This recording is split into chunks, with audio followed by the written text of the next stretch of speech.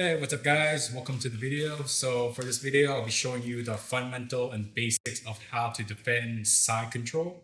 What I like to say is I follow the ladder theory. So if you're in side control, you're basically in a negative position and it's not the best position to be in. So we're focused on trying to make the best out of a bad situation by knowing how to frame, knowing how to make space, and overall really try to weather the storm. You know, like your boat is rocking and you're in a bad storm.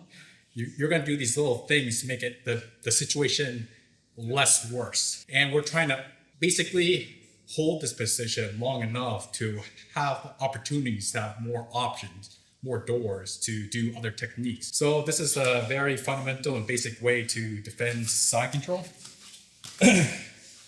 So next guy have me in side control number 2. And of course, he's bearing his weight over me. He's got his hips low. So the best way I can do to make the situation better is make space by framing. I have my forearm against his throat right here. And from here, I'm gonna cup the back of his tricep and glue my ear right here.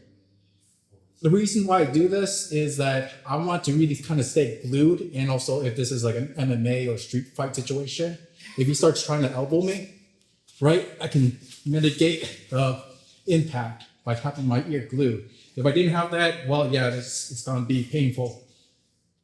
Having this. Also, if he starts to deadlift me up, right, I want to have this connection where it's very glued and stuck to his arm, right? Of course,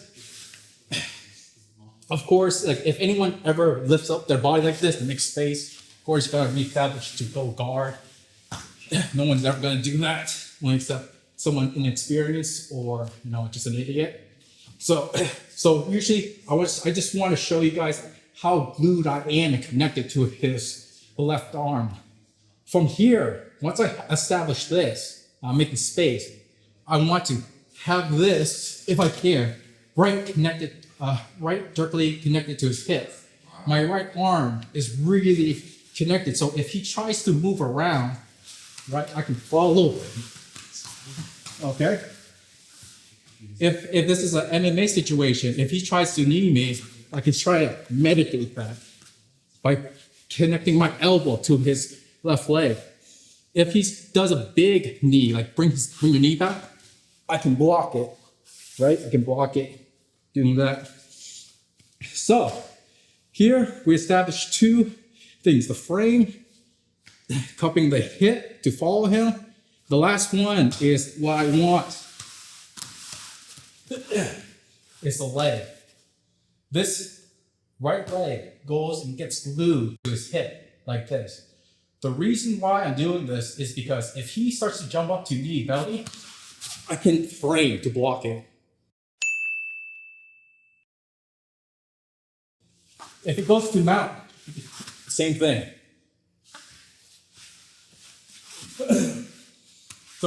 So once we have everything all nice and tight, knees here, hands here, this is the frame. Then what I'm gonna do next is, if I can, shift his weight towards his butt.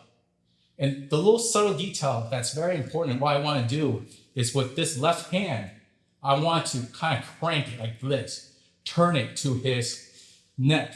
This is gonna push him back and distribute the weight back towards his butt. The reason why I want to do this is that it creates a little more space, like more, makes it easier for you to kind of push back your hip back. And I'll save that for the next video. But yeah, if I can, I want to constantly keep turning my wrist onto his neck and shifting his weight back subtly. And from here, it's all about holding the position, weathering the storm, right? Until he kind of like pauses a moment, or you find an opportunity to finally take action, to finally escape. So Nick's gonna like move his elbow, kind of free everything, right? And I'm just gonna try my best to keep holding this position. Yep, you can try to do best. Do everything you can. I'm just gonna keep holding this position. until I find an opportunity to do my escapes, counters, and everything else. So that's pretty much my fundamental and basic way to defend side control.